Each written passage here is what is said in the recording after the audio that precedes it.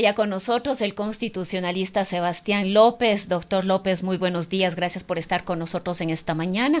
Pues el proceso para la designación de un nuevo fiscal general de la Nación avanza. No obstante, este podría verse perjudicado por la consulta popular y el referéndum que se viene ya en el mes de noviembre. Todo va a depender de las decisiones que los ciudadanos y las ciudadanas tomen en las urnas respecto de una constituyente o de avanzar hacia la construcción de una nueva asamblea constituyente. Pero antes de entrar a aquello, Sebastián, a mí me gustaría que usted pueda compartir con nosotros algunos criterios de lo que ha pasado en estos días respecto de la Fiscalía General del Estado, la salida del fiscal subrogante Wilson Toainga y la designación por parte del Consejo de la Judicatura de un nuevo fiscal general temporal, precisamente hasta que este proceso de selección concluya. Le damos la bienvenida. Muy buenos días, querida Rosana. Un placer estar esta mañana con ustedes. Nada, me parece ser que esto ya se lo venía anunciando en algunas ocasiones y tiempo atrás, ¿no? Estos, perdón la expresión, estos acomodos para la designación de fiscal general del Estado son los que tanto daño le hacen a la institucionalidad. A partir de que la doctora Diana Salazar deja la Fiscalía General del Estado, se produce naturalmente la subrogación y luego de esto ya vemos que existe un pronunciamiento del Procurador General del Estado y permite que exista un encargo casi a dedo de la Fiscalía General del Estado. De por medio, lo que más preocupa es esta inacción, sobre todo del Consejo de Participación Ciudadana y Control Social, de la conformación de la comisión. Creo que eso es lo más preocupante. Ya veíamos con anterioridad cómo se daba esta dilación y estas complicaciones en el reglamento para selección de esta autoridad del Estado, de la Fiscalía General del Estado. Y creo que también, como telón de fondo, tenemos el tema de la Asamblea Constituyente. Especial preocupación a la designación de las autoridades, porque es que a partir de la función de transparencia y control social y sustancialmente el Consejo de Participación Ciudadana y Control Social, hemos visto cómo se han visto truncadas estas designaciones de las más altas autoridades del Estado. Yo creo que, como he insistido en algunas ocasiones, esta función no ha cumplido su misión constitucional. El Consejo de Participación Ciudadana no ha estado a la altura respecto de las funciones constitucionales que le competen. Y ya vemos cómo este desgaste institucional apresurado hoy nos pasa la factura nada más y nada menos que en la designación de la más alta autoridad del órgano público de la Fiscalía General del Estado. Ahora Lo nos... propio ha sucedido con las otras autoridades, querida Uh-huh. Rosana, lo propio ha sucedido con las otras autoridades del Estado. Y eso ha generado que en algunas ocasiones incluso se consulte si las atribuciones del Consejo de Participación Ciudadana tienen que pasar a la Asamblea Nacional. De por medio, como decía, una Asamblea Constituyente y, claro, o algunas otras preguntas del presidente de la República, esta institucionalidad erosionada, digamos que camina a paso lento, lo cual todo precipita este momento constituyente. Ya vamos a ver cómo lo resolverán los ecuatorianos en su consulta popular.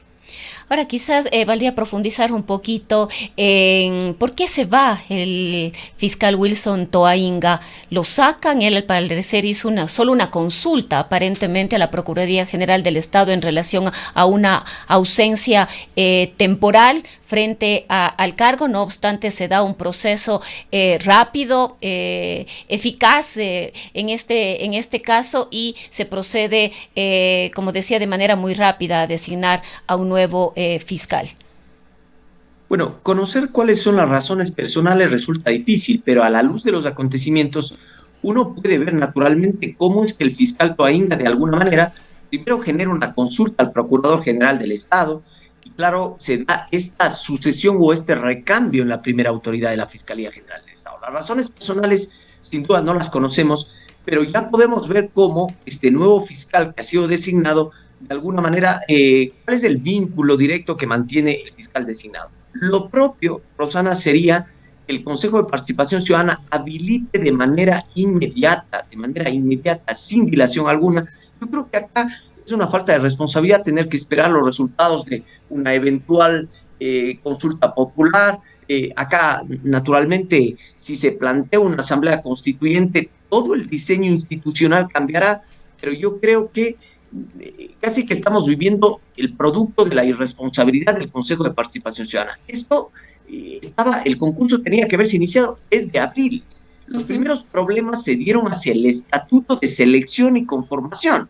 Luego, naturalmente, hemos visto cómo se va dando estos hechos, pero yo creo que el principal responsable es el Consejo de Participación Ciudadana y Control Social. Entonces, a partir de ahí, hemos visto cómo estas designaciones, digamos, se van dando de manera ajustada, una renuncia del fiscal Toainga y ahora esta nueva designación. Además, en el cargo de temporal, ya sabemos cuánto duran las temporalidades en el Estado ecuatoriano, ¿no? Eso es lo que preocupa. Yo creo que todo apunta a ver cómo se resuelve la consulta popular del 16 de noviembre. Esta que se refiere a la Asamblea Constituyente. Creo que ahí este será el momento, el antes y el después de la nueva institucionalidad.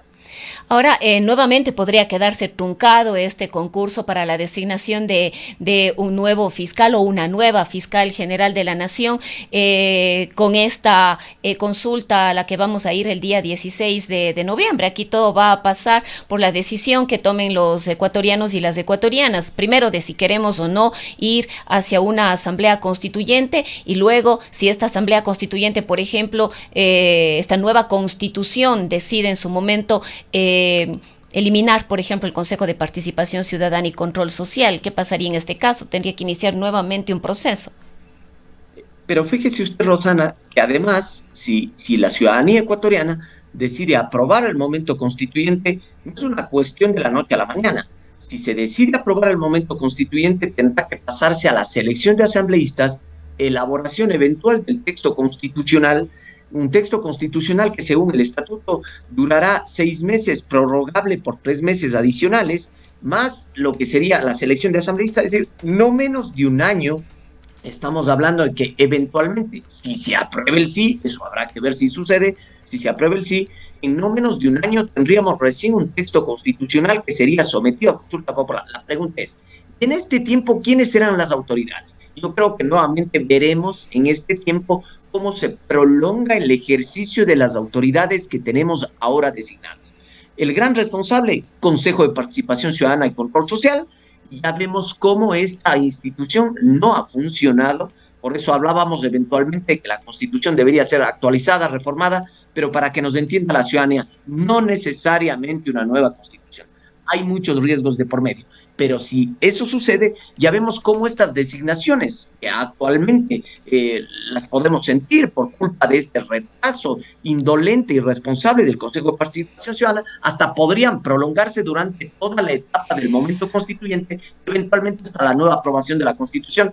Habrán muchas cosas que tengan que suceder, ¿no? Ahora, Sebastián, aquí entran otras preocupaciones, ¿no? ¿Cuáles van a ser los límites de actuación de esta nueva asamblea, de esta asamblea constituyente? Por ahí se habla de que podría en su momento declararse de plenos poderes y esto implicaría, por ejemplo, designar autoridades, en este caso la designación de un nuevo fiscal. Bueno, Rosana, aquí hay que ser totalmente claros con la ciudadanía. La Corte Constitucional ya ha definido en la jurisprudencia constitucional que la Asamblea Constituyente de plenos poderes no existe. ¿Cuáles son los límites eventualmente en el caso de instalarse una Asamblea Constituyente? Son 3. Primero, los instrumentos internacionales de derechos humanos, porque es que por más que se hable de refundación del Estado ecuatoriano, el Estado actualmente ha sido fundado en 1830. A partir de ahí, lo que hemos tenido es procesos constituyentes no fundacionales, para decirlo claramente, sino de simple organización. Es decir, que van organizando la nueva institucionalidad. Y repito, los plenos poderes no existen. Los límites son los instrumentos internacionales, porque el Estado Pero ha ecuatoriano... habido, perdón Sebastián, nuevamente la interrupción, pero ya ha habido experiencias. La constituyente del 2008 fue una asamblea de plenos poderes. Recordamos cómo se dio, cómo se instaló, cómo se anuló y se sacó, por ejemplo, a todos los diputados que eran todavía en esa época. O sea, esta experiencia podría repetirse o tal y como está el marco jurídico actualmente ya no es posible. Rosana, su pregunta es absolutamente aclaratoria y pertinente. Yo decía hace un momento que los límites están claros. Son los instrumentos internacionales de derechos humanos, el concepto de dignidad humana el propio encargo constitucional. ¿Qué quiero decir con el encargo constitucional? La Asamblea Constituyente, por definición, tiene un encargo. ¿Cuál es ese encargo? Limitado, elaborar un nuevo texto constitucional. No podría ir más allá. Pero ya hemos visto cómo en el Estado ecuatoriano una cosa son los límites que establece la doctrina constitucional, la jurisprudencia constitucional, y otra cosa es lo que sucede en la realidad. Yo me temo lo que usted ha advertido, Rosana. Me temo que eventualmente, en el caso de instalarse una asamblea constituyente, esta suma los plenos poderes. Ya vemos cómo a las dos principales fuerzas políticas dentro del Estado les interesa inclusive esto. Los dos grandes fuerzas políticas del Estado han hablado de la necesidad de remover una institucionalidad, de designar nuevas autoridades, y eso es sumamente peligroso. Y eso sería, Rosana, hay que decirlo claramente, sabotear la voluntad popular soberana, porque el pronunciamiento que se le está planteando al pueblo ecuatoriano el 16 de noviembre es si estamos o no de acuerdo con la elaboración de un nuevo texto constituyente. Y un nuevo texto constituyente, a pesar de que tiene que ver con la instalación de una asamblea constituyente, por definición esta no puede ser de plenos poderes. Yo me temo que en el Estado ecuatoriano, como ya hemos visto en el pasado, estamos por la teoría de los hechos consumados y eventualmente podríamos enfrentar esta arbitrariedad constituyente que es una asamblea de plenos poderes. Esto sería totalmente cuestionable porque sería desconocer la fuente de legitimidad que es el pronunciamiento popular ecuatoriano, que está limitado a la elaboración de un nuevo texto constitucional. Repito, por eso es que hay que tomarse con la mayor seriedad y responsabilidad el pronunciamiento el 16 de noviembre. La gran pregunta ¿es necesario, Rosana, una nueva constitución? Yo creo que eso hay que plantearnos, a pesar de que los tiempos quedan muy limitados. Yo sí debo reconocer, sincera y honestamente, que hay espacios de comunicación como este que permiten un diálogo informado. ¿A qué me refiero? Tenemos que discutir si realmente una asamblea constituyente es necesaria o no. Yo sé que el tiempo es muy corto para esto, pero es una responsabilidad de informar. Yo creo en lo personal que no deberíamos pensar necesariamente en un nuevo texto constitucional, sí en una reforma. La Constitución tiene muchísimas cosas que están mal, Rosana. Lo hemos tocado con usted esta mañana. El Consejo de Participación Ciudadana, ¿cómo está? El letargo institucional para designar autoridades. Eso habría que reformarlo. Estamos frente a un eventual pronunciamiento popular. Hay que tener la responsabilidad y eventualmente tampoco hay que caer en esta trampa. Ya se nos ha dicho por ahí que aquellos que decimos que no estamos de acuerdo con el proceso constituyente, cuidado y al menos nos atrevamos a pronunciarnos sobre el eventual constituyente, o peor aún, pensar en participar en el proceso constituyente. Yo creo que eso no es responsable. Yo creo que hay que esperar al pronunciamiento popular y con responsabilidad, si es que este se da, participar desde una visión mucho más crítica, desde una visión mucho más institucional. Hay que respetar los límites del ejercicio de los derechos fundamentales, pero sobre todo habrá que respetar el pronunciamiento popular.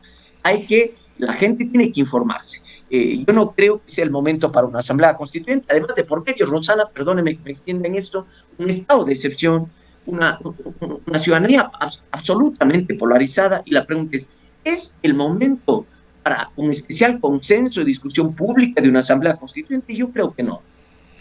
Ahora, Sebastián, se ha cuestionado la constitución actual. Varios sectores no han tenido empacho en decir que es demasiado garantista esta constitución, aunque cuando hablamos de derechos, nada sería demasiado cuando se trata de garantizar los derechos humanos, los derechos individuales, los derechos colectivos. Nos preguntamos si todos los derechos que están consagrados ahorita en la constitución actual que tenemos ya existen, es decir, son derechos conseguidos o consagrados. No conozco bien la terminología. No obstante, estos podrían revertirse, digamos así, podrían anularse, podrían eliminarse, o como ya son derechos que ya se han logrado, que ya se han conseguido, no existiría la más mínima posibilidad en una nueva constitución de que estos sean reducidos, limitados o desaparecidos. Bien, aquí hay que decirlo también con toda claridad. Por definición, las asambleas constituyentes son procesos constituyentes que tienden a amplificar, a progresar en el ejercicio de los derechos.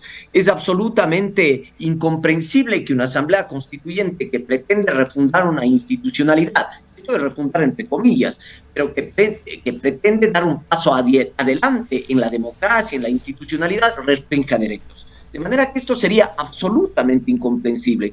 Un principio de progresividad en el ejercicio de los derechos debería marcar la agenda constituyente. Pero yo me temo que a pretexto de asamblea constituyente, a pretexto de una refundación nacional, a pretexto de las críticas, algunas fundadas efectivamente de los defectos que tiene la Constitución, luego terminemos perdiendo las conquistas de derechos que actualmente tenemos. Pongamos un ejemplo para quienes nos escuchan esta mañana. Piense usted que actualmente la Constitución dice que no es posible la explotación minera en zonas de recarga hídrica. Eventualmente, en una asamblea constituyente, esto estará supeditado a las fuerzas mayoritarias de esta asamblea constituyente. Piense usted que esta asamblea constituyente decide instituir que la explotación minera cabe a toda escala. Esto sí que sería riesgoso, solo por poner un ejemplo. O piense usted, pensemos que a pretexto de las cuestiones de inseguridad se pretende instituir, a poner como ejemplo nada más, la pena de muerte o la cadena perpetua en el Ecuador. Yo creo que esto sería imposible a la luz de los instrumentos internacionales de derechos humanos y sobre todo a la luz de las conquistas constitucionales.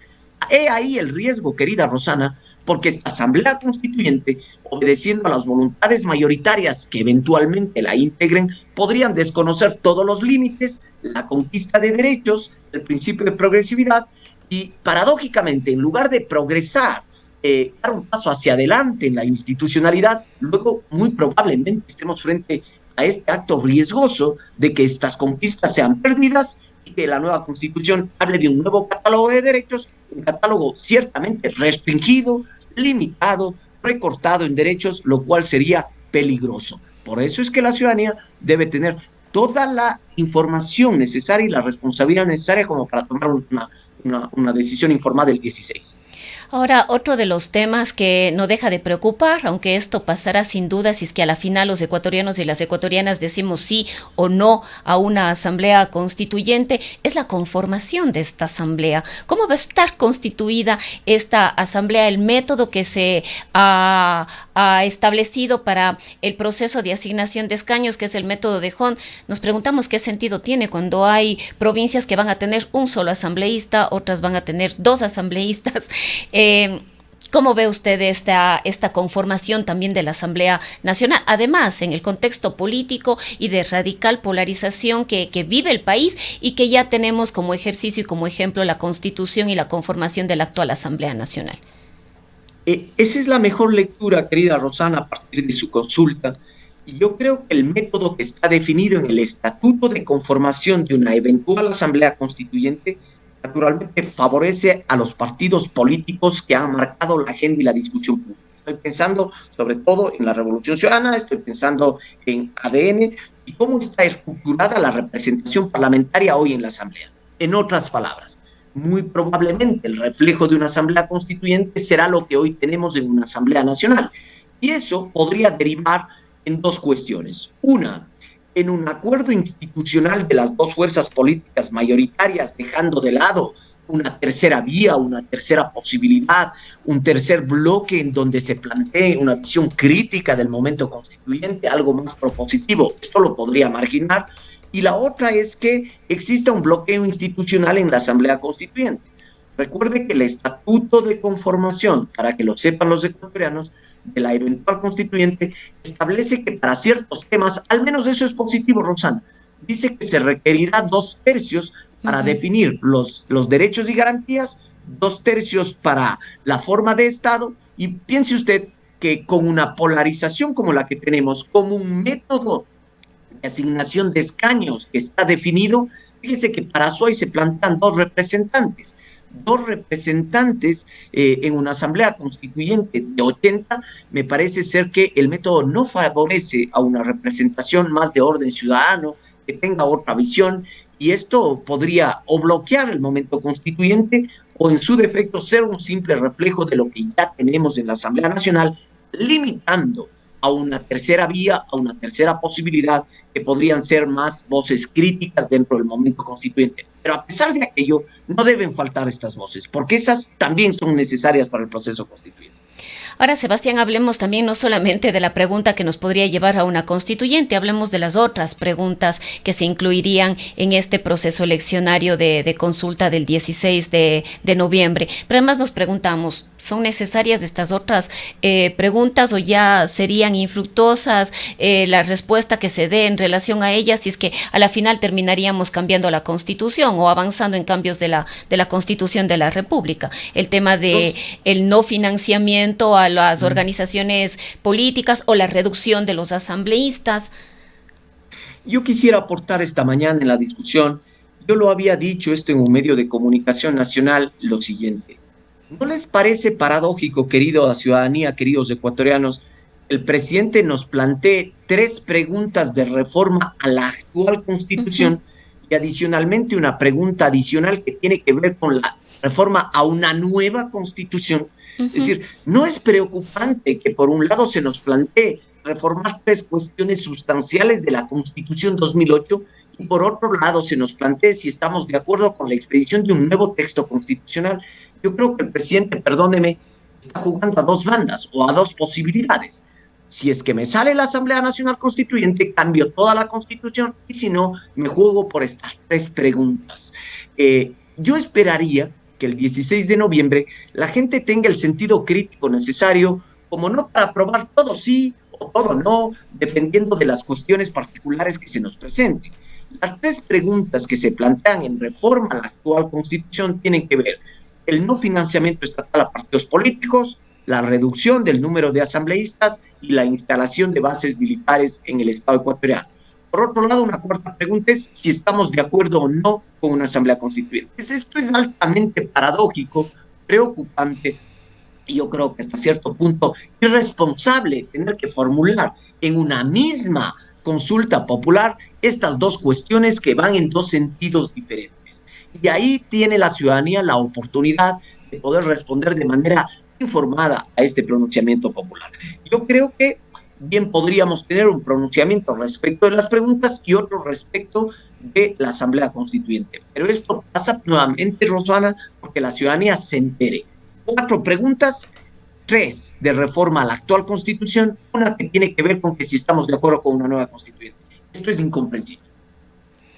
Ahora, bueno, Sebastián, tengo yo casi ya que ir cerrando este diálogo, pero no quisiera despedirme sin algunos criterios que usted pueda aportarnos respecto de lo que ha sido calificado como una criminalización de la protesta social. Insistimos en acusaciones de terrorismo, ahora incluso hemos llegado a hablar de intentos de asesinato al presidente de la República por los hechos que ocurrieron el pasado 7 en la provincia del Cañar, en el cantón El Tambo. Vemos otras actuaciones que claramente tienen el objetivo de intimidar a los líderes sociales, como el bloqueo de cuentas, como el inicio de investigaciones por asociación ilícita, por paralización de servicios, por terrorismo y, como digo, ahora se ha incorporado incluso este intento de asesinato al presidente de la República. Coméntenos usted cuáles son las lecturas suyas desde ese enfoque y esa perspectiva de derechos humanos que deberíamos considerar cuando hay circunstancias como las que está viviendo este momento el país de un paro nacional. Mi criterio, Rosana, personal, es que todo exceso tiene que ser limitado. Es decir, no podemos tener, sin duda, unos actos reprochables, tanto del Ejecutivo y de la institucionalidad, pero también debemos tener cuidado con el que la protesta exceda los límites de una protesta razonable, una protesta necesaria. Lo que sí llama la atención, Rosana, es que ahora se califique de intento de asesinato a un acto sin duda que es cuestionable, naturalmente, es cuestionable. Por ejemplo, el hecho de tirar piedras a una caravana del presidente de la República. Yo creo que esto no está bien, yo creo que hay que tener ciertos límites, pero naturalmente, de ahí a pensar que esto constituye un intento de asesinato, yo creo que hay una dimensión, hay una diferencia enorme con esto. Y claro, lo que más preocupa es que al uso de la institucionalidad, por ejemplo, se pretendan calificar ciertas conductas como asesinato o peor aún ciertos pronunciamientos de la institucionalidad ecuatoriana en donde hemos visto que aquellos líderes que protesten serán procesados con acciones penales que irán hasta los 30 años, fíjese usted. Entonces, naturalmente, esto todo, esto se da en un momento en el cual se nos plantea paradójicamente una discusión sobre una constitución de la República, es decir, una Además, claro. constitución, una constitución que por definición, fíjese usted, Rosana, para terminar con esto que es importante, cuando los países se plantean nuevos textos constitucionales, son cuando, por ejemplo, vienen de procesos de dictadura y nacen a nuevas democracias, o por ejemplo, cuando se nacen nuevas repúblicas, es decir, especiales momentos de consenso. Pero, ¿creen ustedes que es posible que nosotros hablemos de un diálogo, de un consenso como una forma viable de instituir una nueva constitución cuando el presidente de la República ha hablado de que inclusive los líderes serán procesados, los líderes comunitarios serán procesados con hasta 30 años de prisión? Yo creo que no es el escenario, no es el contexto para tener un diálogo institucional adecuado. Sin duda preocupa las acciones que estamos viendo, cómo es que se procesan, cómo es que se han congelado cuentas. Yo creo que todo esto tiene que ser evidenciado y tiene que ser cuestionado. Los excesos están mal de lado y lado, pero de ahí a pretender hablar de un intento de asesinato al presidente de la República, yo creo que cualquier penalista, digamos, o cualquier persona medianamente informada sabrá distinguir que lo que es un exceso en la protesta de lo que constituye un intento de asesinato, ¿no? Bien, Sebastián, queremos agradecerle por habernos acompañado la mañana de hoy. Muchísimas gracias a ustedes y un placer estar esta mañana conversando. Muchas gracias. Ha sido Sebastián López, él es catedrático de la Universidad de la SUAY, investigador de este Centro de Estudios Experto en Derecho Constitucional. Son las 8 de la mañana.